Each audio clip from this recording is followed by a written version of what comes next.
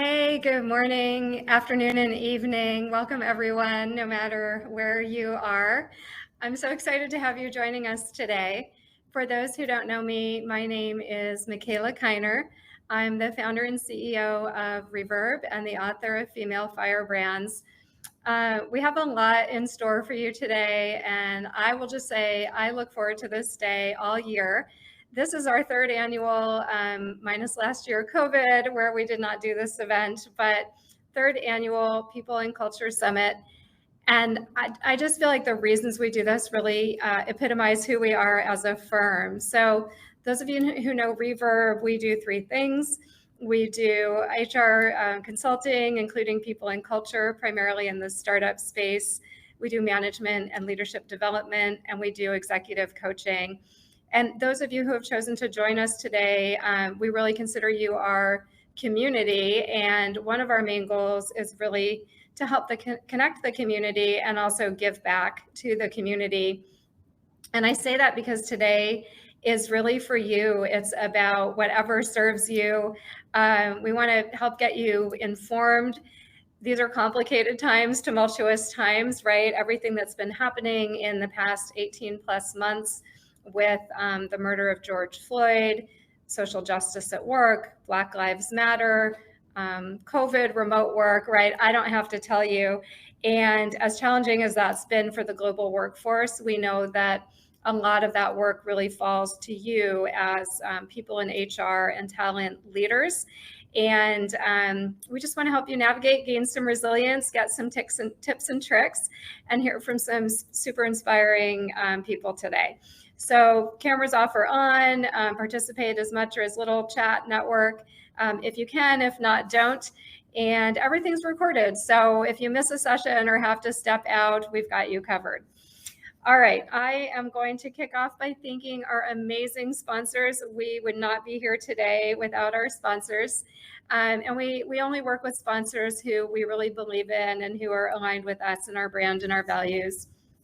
Our first sponsor is the WTIA, making the state of Washington a fantastic place for technology teams and organizations. They are a bundle of resources. If you're a tech organization and you're not a member, absolutely become a member. That is my message to you about WTIA. We'd also like to thank Parker Staffing. Parker is not only a partner, but a friend and collaborator. They're amazing at staffing in the administrative operations and the HR space.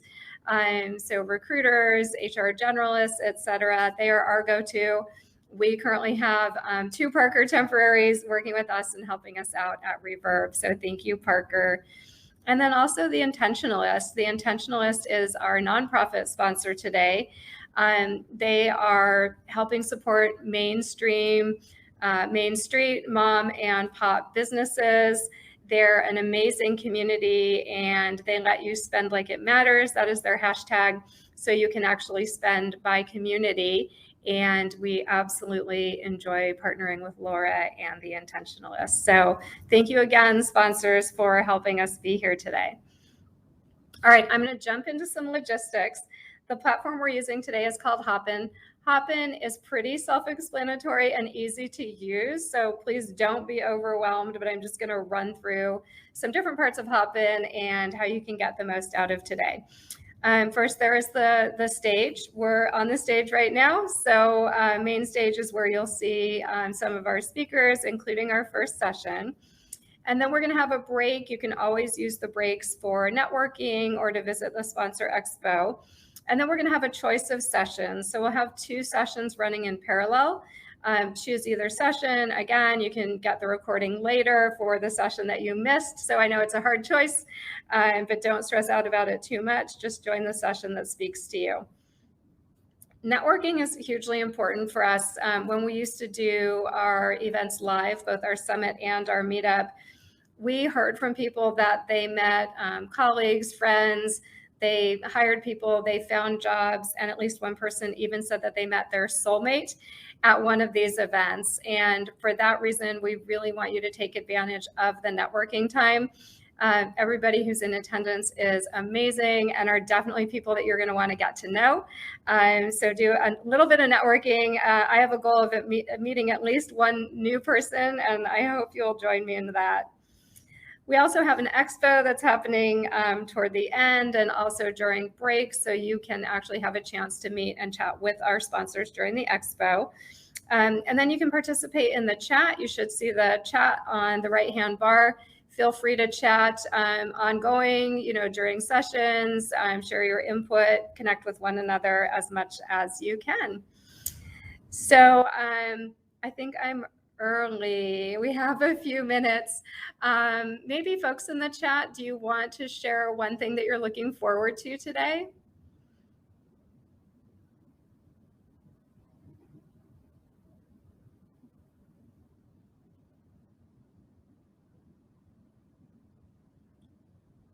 Oh, there we go. Okay, so you can toggle to the event chat. Oh, I can toggle to the event chat. Thank you.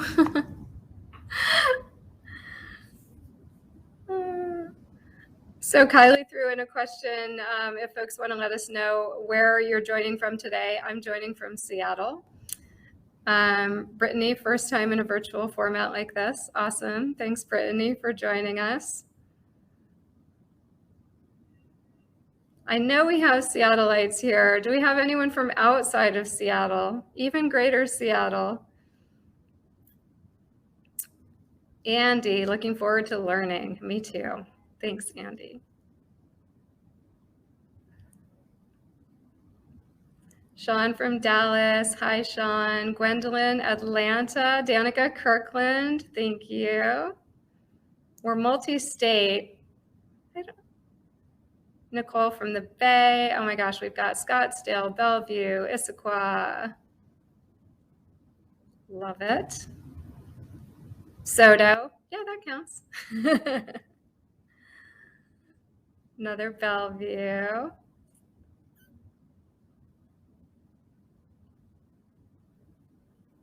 Looking forward to meeting new people. Sultan, Washington. Awesome. I know if any of you were at our Firebrand Summit, we did have an international audience, including some amazing female entrepreneurs from Rwanda. So that was really special when we did that last year.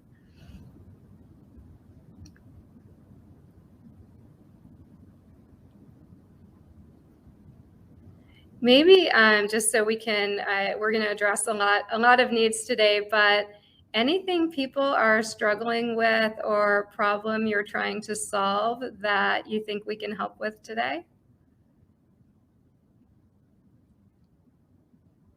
We still got locations, Issaquah, Los Angeles. I hope it's sunny down there. We have a little blue sky here.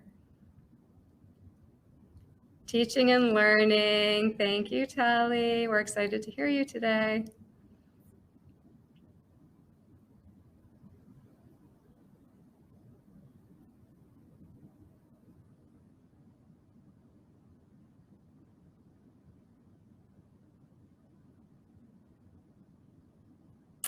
Okay, back to the stage chat. I'm learning to navigate. Let's see. Colleen, excited to hear the topics and conversations, bring people together. Thank you, Colleen. Sharman, looking forward to Colleen's session. Got some more locations: Houston, Bremerton, West Seattle, Bremerton. Maria has a question. How do we ensure thriving company culture in remote and hybrid futures? Yeah, that's something we're going to talk a lot about today. The Great Resignation, yes, we'll be touching on that. Second to Sharman. Yeah, I mean, again, this, I think the best phrase I heard at the very beginning of the pandemic was about the tumultuous times that we're in, and that does explain it really well. We are going to focus a lot today on DEI, as well as the intersection of DEI with human resources, a lot on remote work and the particular challenges that brings, whether it's with mental health and anxiety, as well as, remote work for groups that are more so affected, including working parents. So that will definitely be a focus. John, learning how other HR professionals are keeping staff motivated and attracting new talent. Yeah, this whole great resignation thing. I'm on 2 nonprofit boards, and we were talking about that earlier this week as well. And just, what can we do to retain people? How can we really understand what it is that people need that's different today than what it was a couple of years ago, and how can we provide that in our organizations? And a lot of you are experts in this as much as anyone who's going to be speaking, right? The need for flexibility, just that extra need for communication, care, and compassion for our employees. And how do we best express that and really take care of ourselves and each other? Because these are hard times, right? They're hard and stressful times, even before you layer on the stress of the job and the pace at which we're working, and the extra hours that a lot of people have found themselves working because they are working from home and they don't necessarily have those boundaries of a start time and a stop time, right? That work is just bleeding into life even more, and people are working a pretty high percentage more hours than they used to pre-pandemic.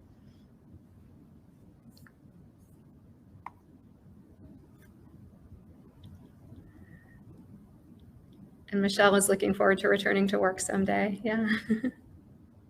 I'm in the office. You can tell this is, I think, my 4th time in 18 months. We have not returned to office yet. I know some folks have, and some folks aren't there yet, but it is interesting to come to work and, pack a bag when we haven't had to do that in 18 months.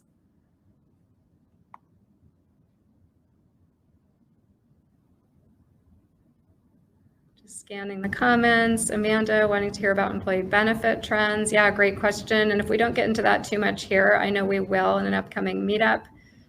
Elizabeth from Bothell, good morning and welcome.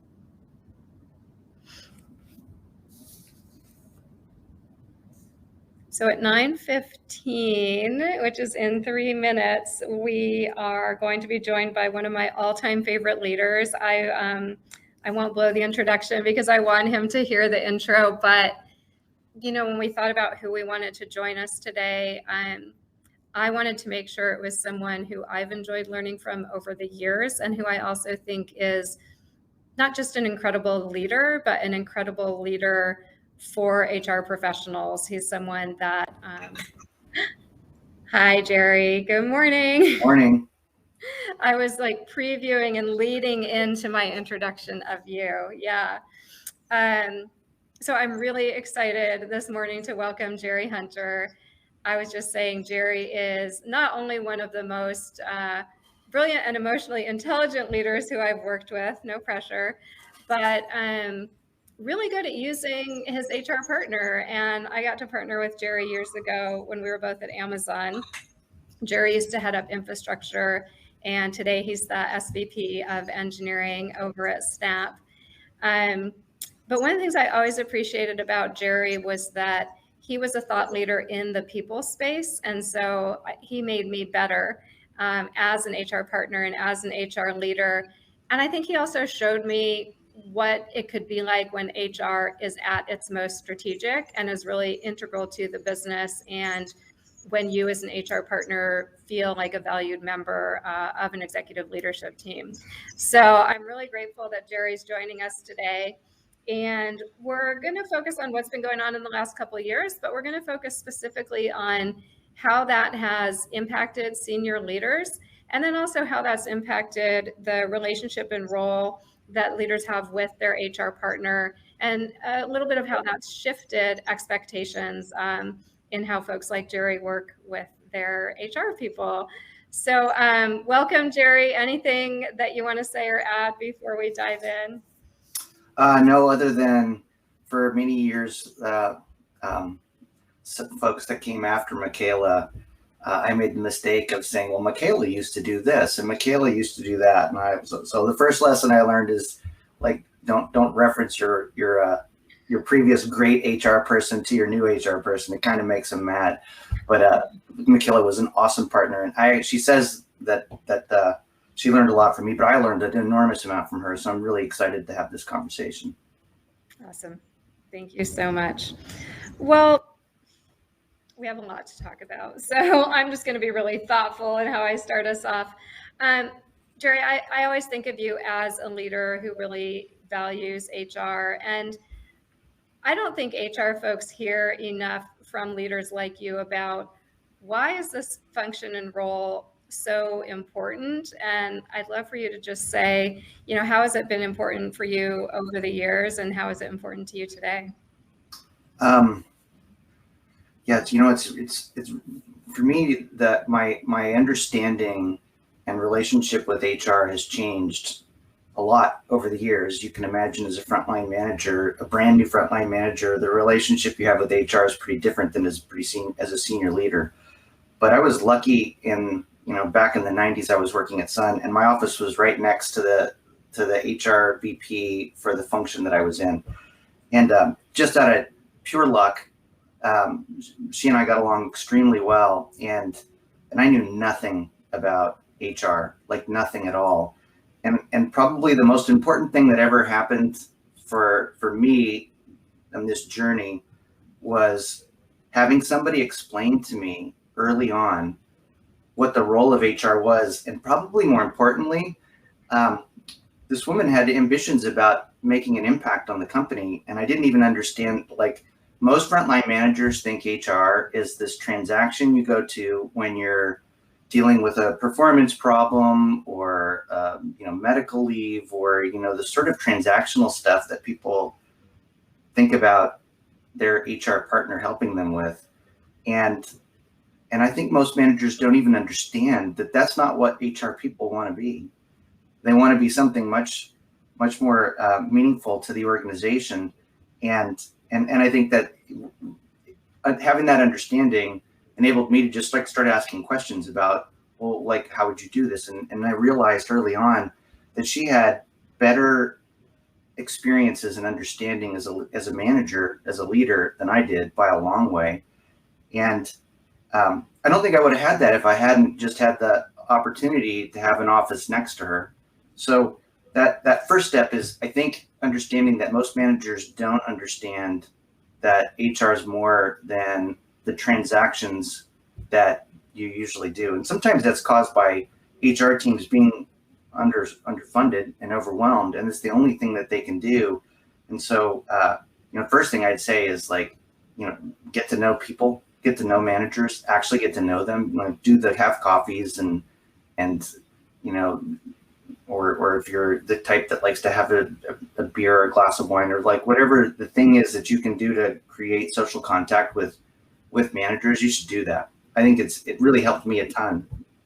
But then I think as my career progressed, and I just and this is like Mikaela and I experienced this firsthand, I just came to rely on my HRBP as one of the highest judgment human beings in my staff that I could rely on to understand how the other people in my organization were doing, the leadership team, the leaders that were a layer below, because it's like I'd see them transactionally and I wouldn't get a sense for where things were going. And just having these honest conversations about where people were doing well and where people were struggling and what we could do to coach them. Occasionally, if we had to move somebody along because they just weren't a fit for the company, but more often than not, it was really sort of understanding the strengths and weaknesses of the leaders in the organization and being able to use that information for the betterment of the team. Yeah, that's great. Thank you so much. And I know everyone here aspires to be that strategic partner, and hopefully most of us are getting that opportunity now, or have had it previously, or will have it again. So I love your ability to recognize that.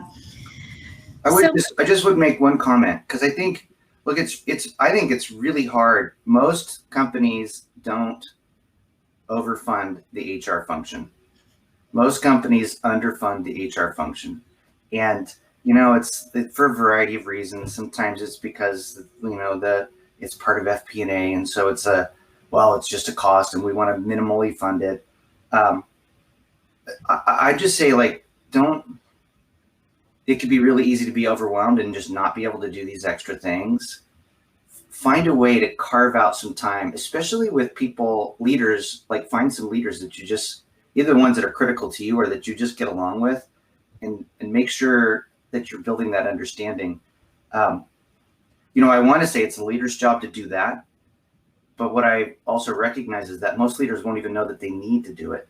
They won't even understand that it's an option to do.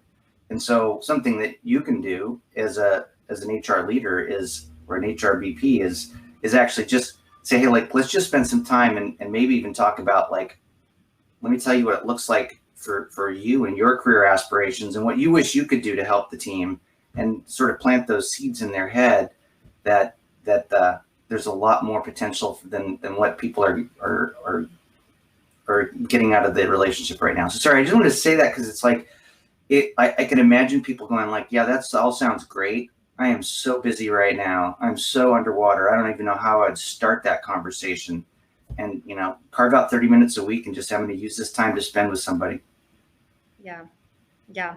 I think that's huge that you're saying that. And I love that you started with yourself as a new manager and sort of what you didn't know about HR, because we're working with a lot of startups. And so you can imagine a lot of these managers or new managers, even a lot of executives, first-time execs, they might not have had a strong relationship, or they might not have been even in a place that really had HR support. And so I think this group is tasked frequently with kind of, doing that tour and explaining to people, like, what is HR and what can we do for you? So I know that resonates. Well, I don't have to list off all the challenges of the last 18 plus months, right? We chat about those as we were opening up, and we all know what they are because we've all been facing them. But I'm just wondering, can you share with us, how has your role as a leader changed, following the murder of George Floyd, with, more sort of talk and work around social justice and social impact, with COVID, remote work, et cetera? Yeah, so a couple of things. Well, one is everybody being at home has changed the way that organizations interact with each other. And like, one of my biggest fears is that it's easy for people to lose contact with each other as people. And during this time, having empathy, being able to understand the trauma or pain that people are feeling as a result of things that are happening in their lives, I think that's probably the biggest change that I and my entire leadership team have really had to, like, double down on, is understanding, like, how to really have empathy in a world where it's really easy to be isolated because of COVID. Like, this confluence of things made it really challenging. So I think step one is how are you able to create a space where people feel like they're being heard and feel safe to say the things that they would like to say, that they need to say. And I think that's really very difficult to do, because the leaders themselves are also going through this trauma, and depending on who the leader is, they are experiencing different things. But I think probably the biggest thing was that helped us is we have this forum at Snap that we call Council, and Council is it used to be a place where we'd sit in a room and you'd sit in a circle on the floor and you'd have these conversations. But the conversations, it's more about listening than talking. And the whole point of Council is everybody gets a turn. And when it's your turn, nobody else gets to talk. And once we went on to, like, the Hangouts or these, video chats, you weren't allowed to chat on the side. You needed to listen to what people were saying. And the whole exercise, it's just a listening exercise. And the counselor, the council leader would bring a series of prompts, and those prompts are usually stories, and they're usually personal. So it's not a space where you come in and you talk about some business problem. It's a very personal conversation, and the prompts are tell a story about, and then it's usually a personal prompt. And I found that Council became absolutely invaluable as a way for people to be heard. And they got to talk. When your turn comes up in Council, you can talk as long or as short as you want, or pass. And this forum for allowing people to actually speak. So that creates an opportunity for folks to say what they really want to say. And I think a lot of people get really, they're uncomfortable. You know, I run an engineering organization, and lots of engineers are very uncomfortable with what I just said. So you got to do it 3 or 4 or 5 times. And eventually you start to realize, oh, okay, I'm not going to be judged for what I'm saying. And I'm just speaking. And then at the end of it, there's the facilitator asks, like, you know, what did you hear? And so you actually get called out on the next round, like, you know, did you hear what people are saying? And like, you know, then what struck you about what they said?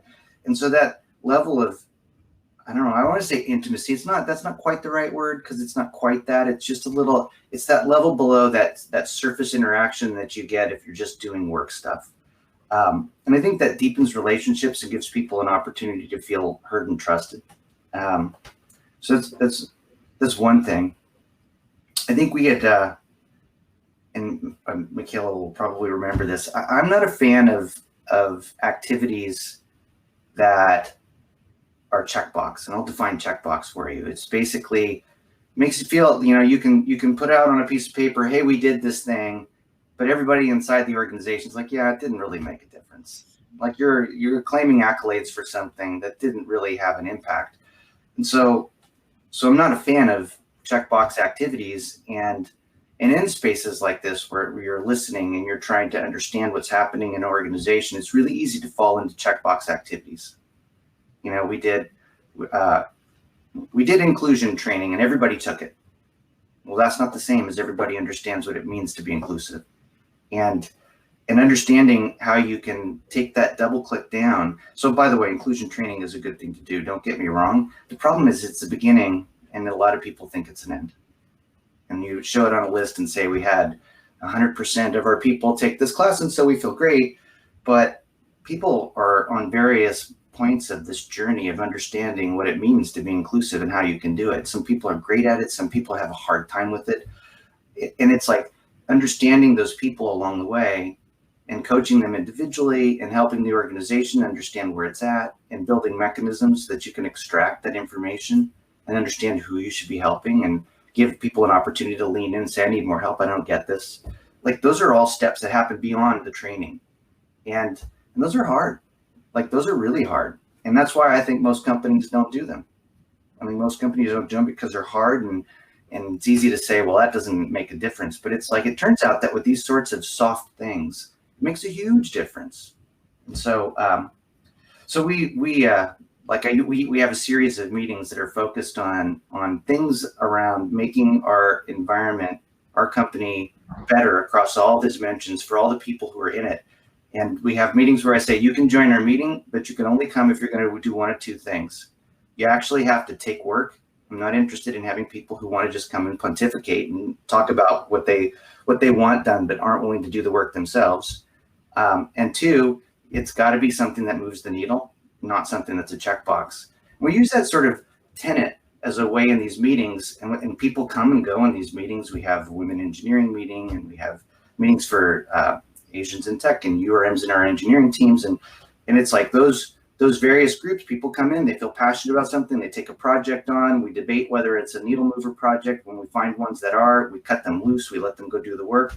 They move the needle, and then we talk to the organization about it, and folks feel like there's actually stuff happening. So you get this combination of, I'm listening, and then we're doing something, actually making needle moving changes as a result of doing something. I think those are important. And I think that's something that the last 18 months is really, like, we'd started this process before that, but this enabled us to just really, like, crank it into high gear and start making a difference. Yeah, those are such great examples. And I can see in the chat that people are really interested about the council in particular. So you said one thing already, which is repetition, right? How do you create that safety? You'd probably overcome some skepticism is just by continuing to do it. I'm curious what else, if you think of other behaviors or things that you're doing in that session, what else made them feel safe for people? Well, I think it's interesting because in these sessions, people never feel safe at first. Like, I think you actually have to work hard at creating non-judgmental forums where people can speak. And you have to kind of realize, you have to do it. People don't jump in with both feet. You stick your toe in the water and you like test something, and you realize you can say more, and you test something more, and then you realize you can say more, and you test a little bit more. So I do think it's just it's over and over again, like having this space where people can talk, and working very hard at making sure it's not judgmental. Part of that's about having good facilitators. I think there's also, well, I'll just stop there. I think that's probably like there's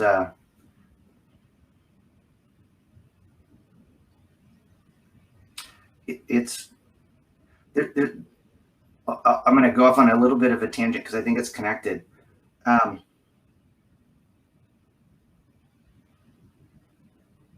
think most organizations and most managers don't understand how to manage productive conflict or a difference of ideas. And in the way that you create non-judgmental listening is by allowing for people to have differences of opinions and very different ideas on what needs to be done, whether those are cultural things or work things or work objectives, and walk out feeling respected and positive, even if what you said wasn't adopted by the organization as something that they should do. And that's, I've been spending a lot of time recently thinking about like that problem, this productive conflict problem. And there's a vast array of negative archetypes of how people act in conflict that make people feel not safe. Acting political or acting like accusatory or condescending, and so teaching organizations how to have productive conflict and receive information that is sometimes fundamentally different than your own position, and still be able to treat a person with respect.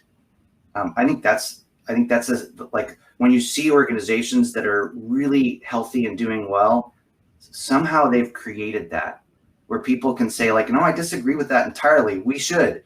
And nobody else believes it, but you walk out of the room not feeling humiliated, not feeling like an idiot for bringing up something that nobody else thinks is the right thing to do, but feeling like, hey, I got to say my piece, and we debated it, and the debate that I heard was respectful, and I understand why people don't agree with me, and I also understand why the organization is not going to do what I said, and I still feel good about all of that.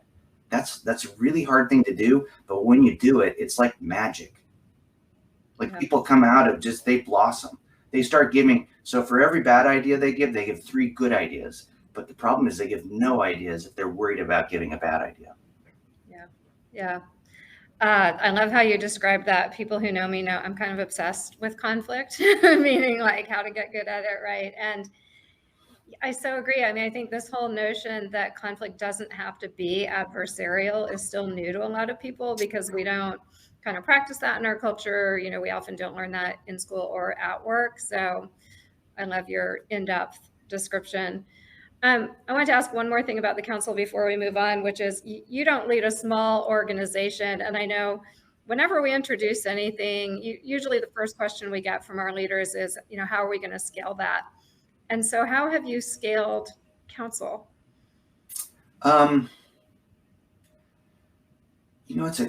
It's a good question. I honestly, I think it's just we've hired more council facilitators, and that helped. It helps that my boss experienced council as he was growing up and just loved it and brought it to the company. And like I said, when I first joined it, I was like, I don't know about this. It feels uncomfortable to me. But the more I did it, pre-COVID, it was good. Post-COVID, it's critical because pre-COVID, it was a nice thing to do to get to know people. But, you could also take your team out to coffee in the morning, or you could go to lunch and you could do these social events and actually mingle and get to know each other. But in a post-COVID world where people are really still working from home, having council as a way to create personal connection, it just became a lifeline for organizational health. So it turned into an easy thing for us to invest in. Yeah, that's great. So let's talk about HR for a moment. So I'm hearing a lot of things, examples of ways that you've created safety. What do you see as HR's role in that? Or can you share examples of how HR has helped you create that safety? Yeah, it's interesting. The transformation that we had to go through here at Snap was, when HR was underfunded and everything was transactional, it's hard for HR people to be seen as the safe space. HR is seen as like, oh, if I'm meeting with HR, it must mean I'm in trouble.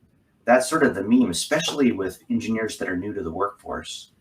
And I think the first thing, like the most important thing, is start establishing ways, like whatever those things are, where you can be seen as an HR professional that's not just there to help with those transactional things. So setting up brown bags and picking a topic that's interesting to the organization and setting up a brown bag and being the person to talk about it, or doing one-on-ones, like I said, with key leaders and getting to know them.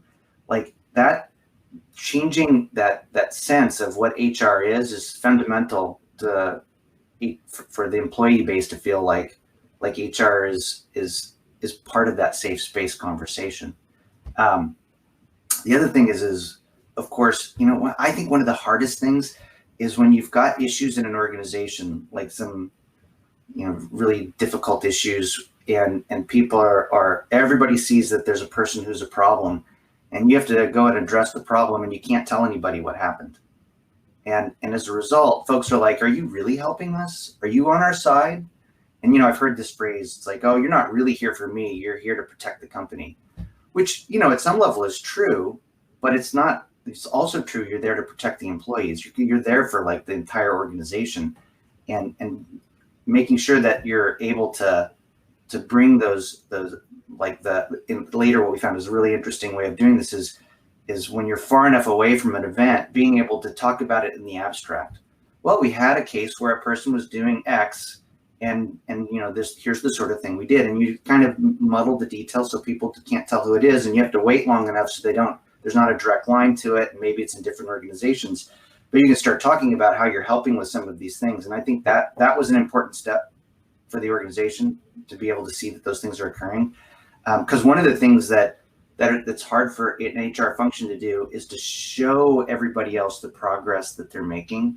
So on the one hand, being there to tell them that things are happening, or you be it like brown bags and stuff, it's a little softer, but then figuring out how to quantify some of the work that the HR team has done, because a lot of it's very quantifiable, and figuring out how to let the organization know that work's doing, so they see that there's progress that's happening on behalf of them, not behalf of the company. Picking that data, bringing it to all hands, like we have these engineering all hands, and we give, like my HR leader comes and does presentations. I'd actually say like half the questions now are to the HR team. And folks are comfortable asking it, and she's very comfortable giving that information. And I think that also helps, is just this transparency, to the extent that you can be transparent, being as transparent as possible about all the stuff that's happening, so folks understand the space. I think that really helps. Yeah, that's great. So I know that everybody on this call has more to do than they can possibly fit in. And some people are hearing you and saying, yeah, even that, 30-minute one-on-one connection once a day, like that's hard, right? How do I get there? I wonder if you can share, this is something that's always stuck with me, but you used this concept when you were supporting the CFO at Amazon of above the line and below the line for prioritization. Can you just summarize that in a nutshell? Because I think it would really help people. Yeah, sure. I think you've got to. Well, there's a couple of things. One is, I use that for both like the actual work as well as the sort of soft skill work. Are you thinking of everything? Yeah. Okay. Yes. Okay.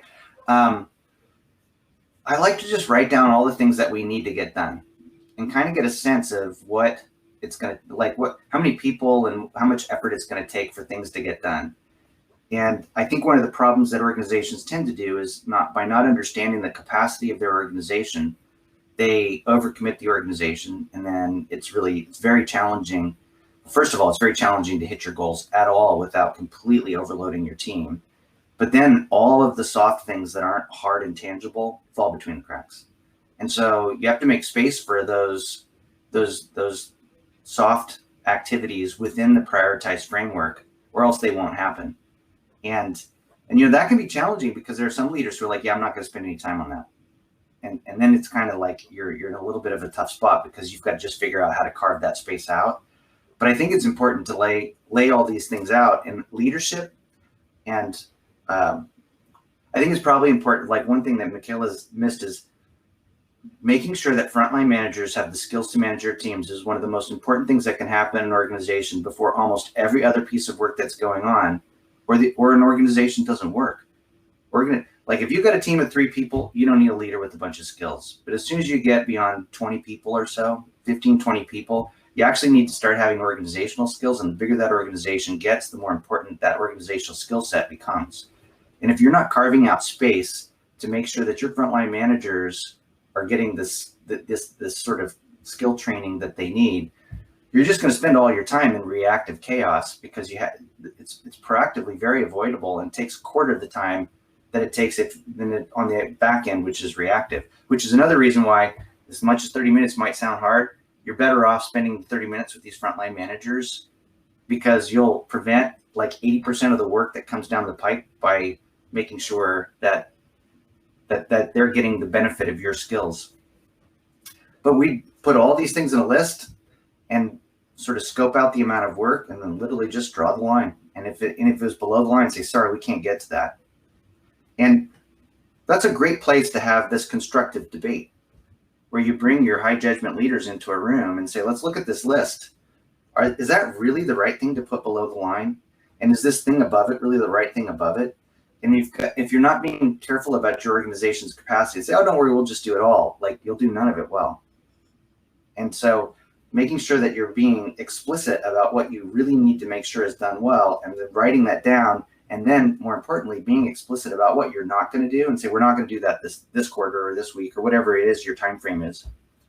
And by letting people know that you're not going to do things below the line, it's empowering. It lets them know that these things above the line, they're super important to us. We need them to land. We need the momentum to happen there. And then of course, like for me, I like to see that this investment in leadership, investment in making sure that people are having the skills they need, because I think that the capacity of the organization goes up when the leaders understand how to do their job. I don't know what the capacity benefit is, but I'm going to guess you get somewhere between 15 and 30% improved capacity of your organization when your leaders have the skills it takes to run their teams well. And as a result of putting those soft skill things above the line, future iterations of your list are bigger because you're capable of delivering and dealing with more. And it's a hard thing for people to understand, but it's so black and white. Once you've done it, once you've had a team that has these skills where you've invested the time and they have the skills and you see what they're able to do, it does feel kind of magical. You're like, wait, how are you getting so much work done? It's like we all just get along and we're great at like arguing things, and we make sure that we're dealing with performance problems and rewarding people who are doing a great job and doing all those really simple accolades for people who are doing those small things that are usually missed. I mean, there's just a lot of little tricks. I'm sure I'm preaching to the choir for the folks here. Yeah, but I think that that concept and that stat is really important. And there's a management book that I love called Multipliers, written by a woman named Liz Wiseman, who created and ran leadership development at Oracle starting from the age of 24 and did that for 17 years before going into consulting and writing a book. And what it focuses on, it is that great management and leadership and the capacity that people are willing to give of themselves. And it's something like, well, I'll give 20 to 30% of myself to a leader who I don't really like, respect, et cetera, and I'll give 80, 90, 100 plus to someone who manages me well and who makes me feel respected and challenged and et cetera. And so, yeah, well said. And I think you really speak to like, what is the outcome, right? And that to-do list being able to get longer is a very measurable outcome. So I love that. So we've talked about a lot of kind of tips, success stories. This has been really hard work for the last many months, and I know we've all struggled. I'm wondering if you'd be willing to share something that didn't work so well, or that was a learning opportunity for you and the team. Yeah, and I'll go with like I've got hundreds of things in my past that I could talk about. I'll talk about something recent, which I think was pretty relevant. Yeah, there was a couple of I was focused on improving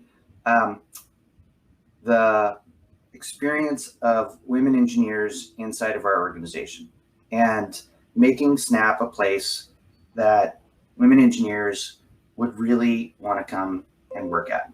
And the industry's got there's a lot of everybody's trying to come up with programs, and I had taken this needle mover approach, and there were some passionate people in my organization who felt strongly about what we could do to make Snap great.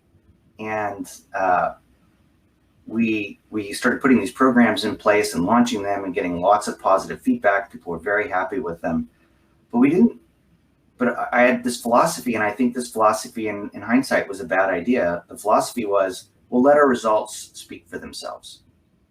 And what I failed to recognize is that to an individual person in an organization, a lot of time they're not going to see those results in the way that you see them as a leader.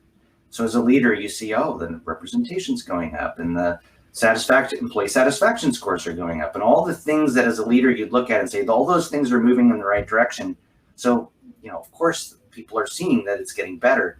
And because because I'm so averse to these checkbox behaviors, I didn't want any of these programs to look like they were checkbox. I just wanted folks to say, like, oh, wow, we're getting a lot of progress out of this. It's wonderful. I feel so good about the stuff that's happening. But we didn't talk about it. We didn't go out and just regularly talk about the work that was happening. And as a result, there was a lot of people who just didn't know anything was happening. And in one of our all hands, we had a conversation where folks are like, why are you guys working on anything? And I just realized what a horrible mistake we'd made by not talking about it, because there were a bunch of people who had worked so hard at creating programs, and the perception among a portion of the organization was that nothing was being done. And when we started exposing that, they're like, why didn't you tell us? Mm-hmm. And there was a lot of people who were pretty unhappy for a while that once we started talking about what we were doing, we changed their minds. But they were people who were passionate about kinds of activity, and they wanted to be involved in it too. And so we had an opportunity to get folks involved that we didn't even know were interested before. So part of the reason we didn't talk about it was because of the checkbox. Part of it was because it can be an uncomfortable topic. And so we were all just sort of like, well, we'll just let the results speak for themselves. And it turns out you got to talk about uncomfortable topics. You have to talk about them broadly. You have to be very transparent about where you're not doing well and where you are doing well. And people need to understand that you're aware of your own organization's failings and its successes. And you're not just talking about successes in a way that makes folks think that you don't understand where the failures are. And that's uncomfortable. It's very uncomfortable. And so it's also a little bit of threading the needle, because you've got to be careful about what you say. Of course, this is kind of like the conversation we had earlier. Some things that we do in the HR world are not things we talk about, and we can't talk about them. And so you've got to come up with creative ways to make sure that the organization understands that you understand where the failures are, and you understand where the successes are, and you understand how much work has to be done yet. And as long as and that you're giving them that sense of like, and here's the positive momentum that we're going to just keep giving information regularly, be transparent about what you're doing and what's working and what's not working. So I think that was the probably the biggest lesson, was that as a leader, like, you've got to figure out how to have those uncomfortable conversations, and you have to have them broadly so people understand, that it's a real issue. Yeah. I think that's huge. I think we've all been learning to get comfortable with being uncomfortable in these last many months. And yeah, the point about communication, I think, can't be overstated. I mean, one thing even that we've learned is that, a lot of this is multi-year complex work that we're talking about. And that, I think in the past, or with certain projects, it's really easy to communicate something when it's ready and it's all packaged up. And with this work, it's got to be ongoing, and people understand that you don't have all the answers, but they really need to hear the work in progress, or yeah, to your point, they'll think you're not up to anything, which doesn't serve you well. So this is great. We're going to transition over to Q&A. We've got about 10 minutes. There is one question. So just to help you navigate, you're going to see chat, polls, Q&A. So if you can throw things into Q&A for me, I will take those. Jerry, there's already a question for you.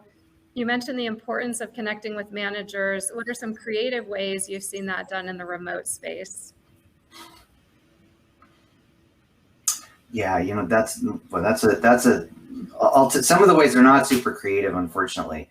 I've seen folks say, hey, let's just get together and go have coffee together. And that kind of depends on people's personal level of comfort. Some folks are not comfortable with that. Me personally, so I'm in Seattle. My HR person is in LA. I've flown down to LA a couple of times and made sure that we spend time together. I think just putting time, this is so not creative. It's not really the spirit of what you're saying. Just putting time on the calendar and saying, let's just get together and talk. And I've always been a fan of, I have an hour on my calendar. Just to be clear, I spend 30 minutes on every meeting. There's very few meetings that get an hour of my time, but I have an hour of my calendar every single week reserved for my HR person, and it is her time. She gets to talk about whatever it is that's going on in the organization, what's top of mind, what's stressing her out, and we use that time. And it's I think that building relationships requires repetition, and you're just like regularly being there. I used to have a saying that if you can't talk, if there's a person you need a relationship with, now usually I'd say like with your employees or HR person, if you can't say whether they've got a significant other or not, whether they've got pets, some few things about things they like and hobbies, then you're probably not spending enough time with them. And because those things come out, like as soon as you run out of the last bit of tactical thing, you can get to like the personal things. I always like to start with personal things if that's worth it. But here's the thing. I feel like I'm not really doing a good job of answering this question because I think you're looking for something creative, and I just think there's a little brute forceness that's required. Yeah, I think that's super helpful. So another question about the councils. How big are they typically, and who's involved? Is it an intact team, or how do you figure out the list? It's really, it's all, and this is going to sound like disingenuous, but what it really is, so there's one type of council. So we have a new hire council where there's new hires. We have a council where we do intact teams. We have a council where it's just leaders. We have councils which are anybody can come. There are some councils we do these exec councils where it's a council where I come and people can ask any question they want of me. And so the council is a question council. So you can kind of build a council around lots of things. I think the one that I like the most is when you bring a group of peers together. So group of peers plus the HRBP plus the finance person, if there's a finance person, to create that sense of team, that team bonding that you can get, that you'd normally get if you went out to dinner. Like you can use council to create that. And so I like that. Like the other ones are fun, and they actually are fun, but that one feels just like, a good place to have meaningful interactions with people who wouldn't otherwise get it. Every interaction is tactical and maybe sometimes contentious. And this is a way to have a non-contentious conversation. The size of the councils, I've seen it like across the boards. I think it works best when it's between 8 and say 12 people.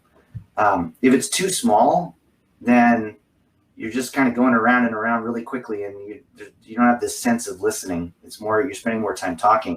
If it's too big, it's like it feels like you're kind of getting lost. So I think anywhere between 8 and 12 feels like the right number to me. But I've seen them as big as 20, and I've seen them as small as 3 or 4. That's great. I have a feeling some folks are going to be experimenting with councils, and if you do, we'd love to hear how that goes. Okay, another question, good one. How did you yourself start to get comfortable or more skilled with these uncomfortable organizational conversations? I was really lucky. There's a woman that works for me, her name's Tamarian Rogers, who Mikaela knows. She's worked for me for the last 4 years. And she and I developed a really, an unusually deep relationship. Like, we just really get along. We think the same way. We have the same values. And she got, I was like, look, I need you to tell me, like, when I'm missing the point. And she got very comfortable telling me when I was missing the point. I think the biggest thing about uncomfortable conversations is not having them. I don't have a problem having an uncomfortable conversation. It's recognizing that I'm not doing it. And that's the hard one, right? It's the, I'd get the ping from Tamarian saying, like, I think you're missing the point. I think what they're really asking is, and so, like, I found that having this person who was a confidant for me, who I got along with really well, who I trusted, and I was comfortable, like, taking direct feedback from, especially if I was doing something that she thought was a mistake. And she's so high judgment. So that's a little bit of a cheat, because it's like I had a really phenomenal person who was able to help me. I think people need that, right? Yeah, that's such a great point about having that confidant. And I think of when, anyone can do that, but when people are going through any kind of leadership or executive coaching, and we ask them about their resources, and the resource might be, who's that friend, buddy, or mentor that you can really confide in and tell them, like, this is something I know I need to develop or work on, and can you be candid and point it out to me, just like what you're describing. So Yeah. Sage. Yeah. Well, I will say this, you're making me think. Probably the most impactful conversation that Tamarian had with me was in those early days when we had that all hands where we weren't taught. Tamarian was part of one of the teams, part of the team that was helping us with these programs. And she basically said to me, like, Jerry, you got to get okay with being uncomfortable. It's like, I know you like to have the answers, and what's going to make you uncomfortable is you're not going to have any answers, and you got to be okay with that. And your point, the goal is to listen and understand what's going on, not to have answers. And there was a certain conversation we were about to go in, and that little talk, like, I was like, yeah, you're right, you're really right, because it's like everything is, most managers, like you, and we get into these positions because we like to get stuff done. And in the conversation we had earlier about conflict, people have an overwhelming need to feel right. And, like, you have to, like, push that away. There's no being right. There's just listening. And it's like, no matter what it is you hear, no matter how bad it makes you feel or how uncomfortable you are, because you're like, we should be able to fix this and we're not, you just have to keep listening and engage in the conversation. So, like, that conversation, so one is the confident, but two, it's like, if you don't have that person, then, like, or if you have somebody you need to have the conversation with, like, if you're an HR VP and you want to talk to some leader who you think's not quite getting it, you have to have the relationship, build the time with them, so you can say, I don't think you're getting it. Yeah, that's great. All right, so we're going to do speed questions, 2 questions in 2 minutes. How are you thinking about leading teams differently as we approach the next phases of pandemic, which hybrid, long-term remote, work from anywhere, whatever that means to you? Well, I was really skeptic that we'd be able to operate remotely long term. I thought we'd have to get back in because of these relationships we're talking about. And so I'm changing my mind on this because I see people building relationships. I still think that there's something you get out of getting face-to-face time that you just can't get by being on this sort of, video interaction. But I don't think you need it as much as I thought you did before. I think you just need to have ways that you can bring people together periodically so they can manage those relationships. And I also think you can build relationships by being intentional. What used to happen accidentally, like in the hallway or next to the coffee, now you have to actually spend time carving out, I'm going to go meet with this person and spend some time with them. And so that intentionality, I think, is important. I'm also working on technology to try and create the spontaneous interactions, and all experimental. We'll see if it works, where people can interact in ways that are spontaneous and sort of try to recreate that at work experience. But I think people are more productive and generally happier. Generally, I think in some cases where people are isolated, like somebody fresh out of college, they're living in an apartment by themselves. They're very isolated. I think that isolation has its own negative consequence. Okay, I'll stop. That was great. And I don't know if you have experience with this, but there's a question about how do you build trust with employees who may have experienced trauma in the past? That one's it, because like there's some of these traumas are so deep, and you know, it's very situational, of course. I like to give people space, and Snap's got some pretty positive, I think, benefits. And like, if people are experiencing serious trauma, like, go take some time off, like just like do what you have to do to be healthy. Depending on the recency of the trauma. If it's something that's in their far past, I just think it's listening and being honest. Like, here's what I need from you. What's in your way? Like, I think you have to have these honest conversations with people who are in that spot. And at some level, part of our jobs are being a therapist to, the people that we work with, and helping them understand what they need to do to be successful in their own careers. And if something's getting in their way, making sure they understand, like, you've got something that's getting in your way, we should talk through this and figure out how we can fix it. So I'm not sure if that was the tenor of what the person was asking, but that was what comes to mind with that question. Yeah, this was great. Well, I know we could go on and on, but we're grateful that we got the hour. And I love your practice of that your HR person gets some of the most time with you. I hope others, if your leaders aren't asking that of you, you can go and ask that of them, right? You can plant that seed around a best practice. This was awesome. Every time we talk, it keeps me going for about a quarter. So you'll hear from me in another quarter. But thank you so much for joining us today and just sharing your thoughts. My pleasure, and have a great event. Thanks. Awesome to see you. Bye.